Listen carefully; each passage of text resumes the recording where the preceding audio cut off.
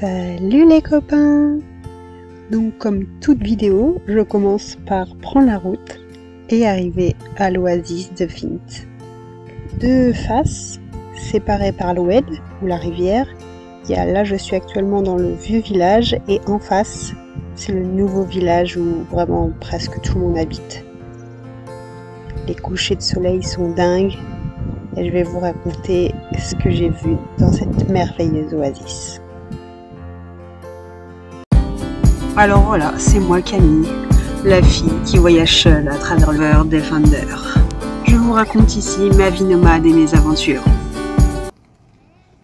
Donc quand j'arrive dans l'oasis, je me balade, je me promène et là je tombe sur un berbère qui me fait découvrir un point de vue merveilleux où il y avait une batterie fait de briques de broc, mais il arrivait à faire un son parfait avec le coucher de soleil. Waouh! C'était un instant assez magique. Je savais qu'il allait se passer des choses ici. Donc je me pose dans l'ancien village pour plus de tranquillité, car il y a peut-être 2 ou 3 personnes seulement qui y habitent. Et le berbère m'invite à prendre le thé, comme toujours, chez lui, dans sa cuisine. C'est rustique, mais très sympa. Après, je retourne à mon 4x4 et la vue est juste dingue. De prendre les petits déjeuners ici, de se balader, de voir la vie, les animaux.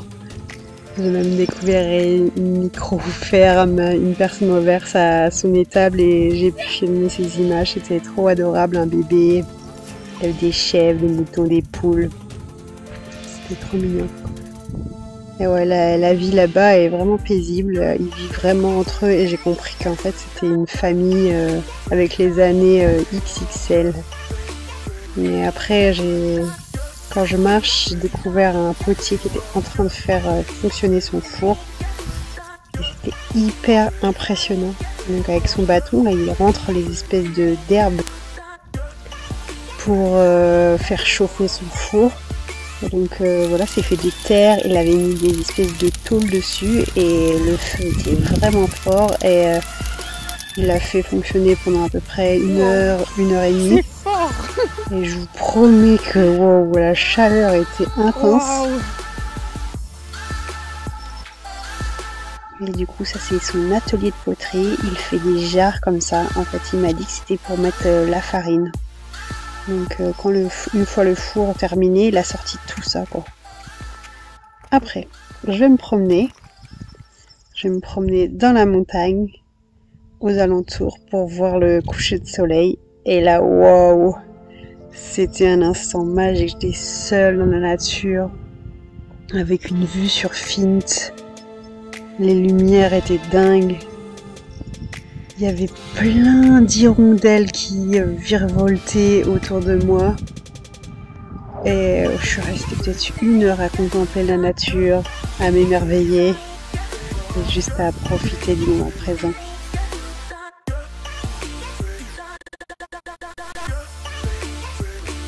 Le lendemain, je continue à explorer l'oasis.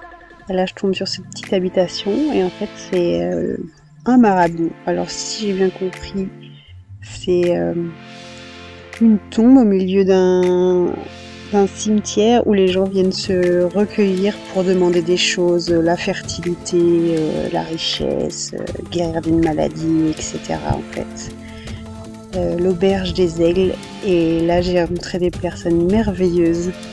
J'ai vraiment beaucoup sympathisé avec la gérante et c'était vraiment très joli, très bien fait. Elle m'a dit qu'elle avait tout construit de ses mains avec lui. Là c'est le fameux tagine et là il était en train d'agrandir et elle fabriquait encore un autre bâtiment pour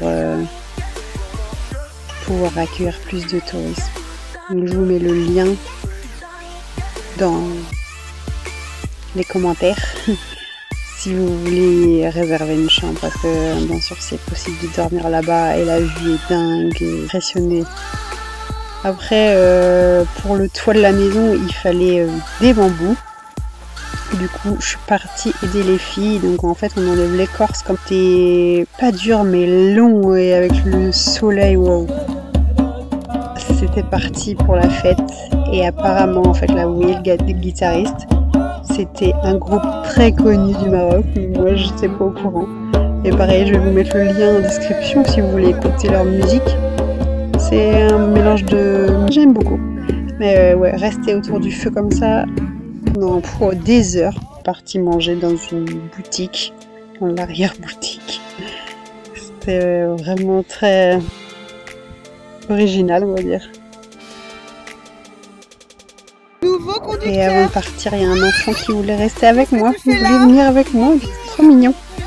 Qu'est-ce que tu fais dans ma voiture? Il fallait bien que je quitte ce petit coin de paradis, donc très joli et c'est à voir quand même. Je continue de rouler, toujours des travaux sur les routes marocaines. Et là, je m'arrête sur le bas-côté, je contrôle l'huile et j'ai plus d'huile. Et je vois qu'en dessous, ma voiture, ça goutte comme ça. Donc là, je me dis, oula, il faut vraiment que j'aille chez le garagiste voir ce qui se passe parce que c'est pas normal de plus avoir d'huile. Heureusement, j'en avais de secours, j'en ai remis. Mais ouais, c'était vraiment pas normal. Du coup, je leur explique, ils cherchent pendant longtemps d'où ça vient. Parce que franchement, c'était assez dur à trouver et ils ont mis longtemps à trouver, mais la voici. C'est une petite fuite, c'est une grosse fuite. Une petite fuite, Une pas ça. petite. Donc une fois la panne trouvée, on démonte le cave et on refait le joint pour que ça fonctionne mieux et surtout il n'y ait plus de fuite. Donc là, ils ont refait le joint. Et ils m'ont pris 15 € pour ça. Donc là, il remet de la pâte pour que ça soit vraiment hermétique. Et sur la route, je m'arrête et les boulons sont pas assez serrés. Et je vois qu'il y a une autre fuite. Donc Le boulon. je serre. Et là, catastrophe. J'ai pété la vis. Du coup, il doit aller au garage. Donc je suis chez le mécanicien. Et du coup, il va encore enlever le joint, enfin refaire le joint et réparer ça parce que j'ai cassé la vis à l'intérieur. Et c'est reparti, on recommence, on redémonte tout et on refait le joint. On reprend la mécanique et il pleut. Vous voyez pas trop, mais il pleut quand même pas mal. Je pense à métaux. Allah. Et c'est parti. Yallah. Ouais, c'est beau. C'est facile. Facile. Ah, c'est bon, c'est bon. On répare ma bêtise. Ma bêtise. Mais bon, tout est facile à enlever finalement. J'espère que ce coup-là, il n'y aura pas de fuite. Il pleuvait tellement que j'en ai profité pour laver mes tapis dans une flaque. Je suis clairement plus satisfait de lui. Lui, il met vraiment beaucoup de joints. Et il m'explique en même temps. Donc, il est vraiment trop gentil. Donc, il met qui n'a pas utilisé, il me l'a donné pour mon secours. Donc c'est route de l'impossible du Maroc. Je me dirige en direction de Walidia, c'est sur la côte atlantique, car la mer me manque beaucoup. La police se gare clairement pas, et aussi je croise une décharge à ciel ouvert avec pas mal de chiens errants et aussi des oiseaux là blancs, des aigrettes. Mais ouais, c'est tellement triste de voir ça. Et les transports marocains m'étonneront toujours. Quand j'arrive à Walidia, je suis trop contente parce qu'il y a une saline et il y a des flamants roses. Les routes sont merveilleuses. Je prends donc qui a un côté où il y a l'Atlantique et l'autre côté où il y a l'océan qui rentre dans les terres et c'est vraiment très très joli. Je découvre des places merveilleuses où je suis encore seule au monde. J'avais pas vu la mer et ça me manquait tellement.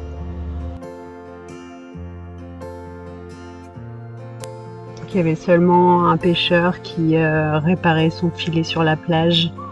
Et en fait, c'est vraiment très beau parce que c'est entre leurs légumes, il y a des élevages d'huîtres, des moutons. Franchement, c'est un de mes coups de cœur. Tout était réuni et roulé comme ça, avec cette vue vraiment juste au bord de la falaise, avec des lumières de dingue.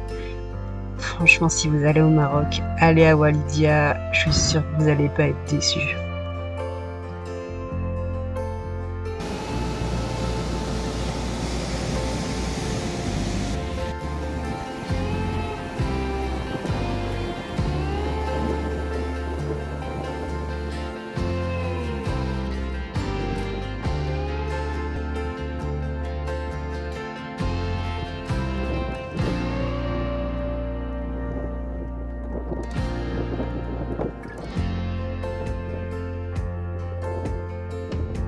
Et je décide d'aller faire du paddle dans la lagune. Donc c'était vraiment paisible, l'eau calme. Je me promène le long des falaises et là je tombe sur une grotte et elle était immense, j'étais surprise. Donc ça a été, on voit les traces des gens qui ont creusé ça. Je pense que c'était pas forcément tout à fait naturel, mais waouh, c'était hyper impressionnant de voir la mer vraiment en face de nous.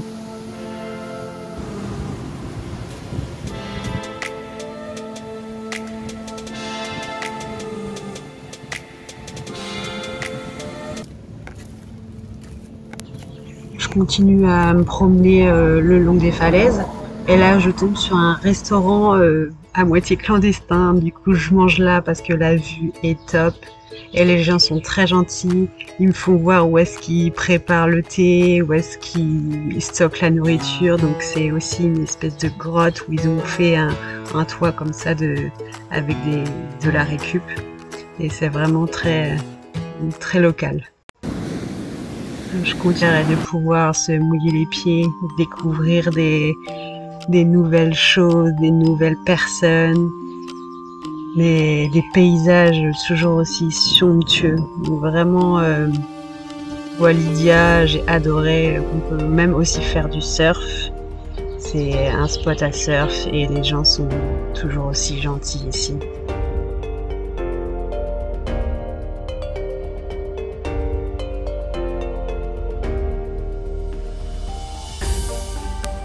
Dans la lagune, on peut faire un petit tour en bateau. Les locaux proposent cette activité-là.